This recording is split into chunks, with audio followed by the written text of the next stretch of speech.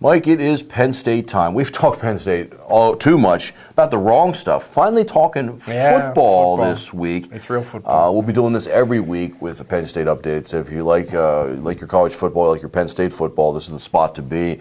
You just came out of Bill O'Brien's press conference, teleconference. Yep. Anything stand out, same old, or what'd you get anything from that? Well, there was some of the same old. He referred to Ohio as this fantastic Ohio team, which that was very much like Joe Pye. Did he do a Joe impersonation when he did it? He wasn't, unless it was a really bad Joe imitation. It might have been. Nothing changes. Not a whole lot. And, I think he's a lot of people tried to get him to talk about the big picture. What does it mean that Penn State's playing a football game? And he was over and over again. He was this is a football game. There is a big picture, and we're worried about. We coach the kids every day on the big picture, but this is a football game, and I don't want to blow away the significance of this specific football game. It's just a season opener. Yeah, there's a big picture in terms of helping the university heal and being active in the community and so forth, and that's an ongoing big picture project. Mm-hmm. The depth chart came out right before the press conference, I guess last night, Monday night. Yep. Any surprises with the depth chart? Actually, there were a lot of surprises, and after talking to O'Brien today, you get the sense that maybe there's how surprised you are depends on how big a deal you make out of the depth chart, and maybe you can make. But there was a number of positions where on a depth chart you'll see two guys. You'll have one guy and then another guy, and it'll say "or" next to the one guy's name, which means that they could be kind of co-starters. And there was a couple surprises in that regard. Right tackle Adam Gress, who the coaches were very praising of for his workout. He's now with Mike Farrell as a starter.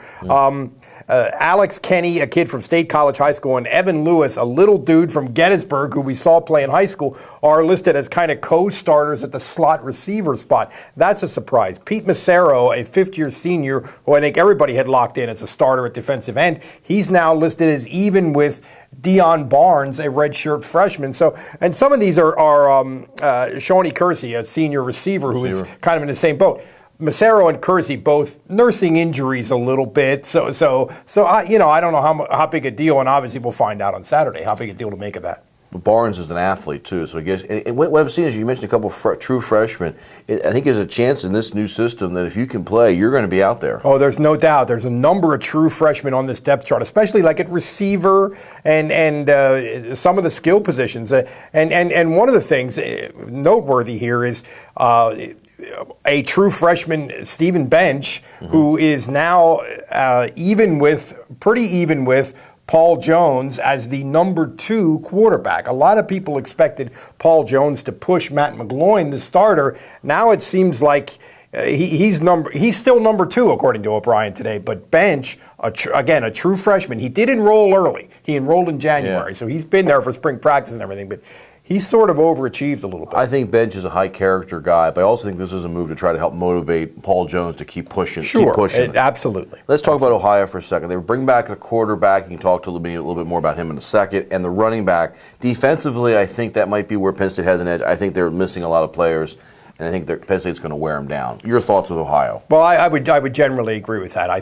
don't think they're great defensively, and so a lot of it is going to be how much have we grasped Bill O'Brien's offense so we can go out and execute and make them look bad defense. Offensively, Ohio's very good. They're coached by Frank Solich, who people might remember from Nebraska. He's been around. They have a quarterback named Tyler Tettleton, who is the son of Mickey Tettleton, the former Major League Baseball player, who's a very good player, an experienced player. They won their division in the MAC last year. They won a bowl game last year. They're picked to win their division in the MAC again. So this is not like the normal. You look at Ohio U and you think a lot of people who aren't really paying attention kind of roll their eyes. Oh, they're playing Ohio U. State. This is not Youngstown State at all.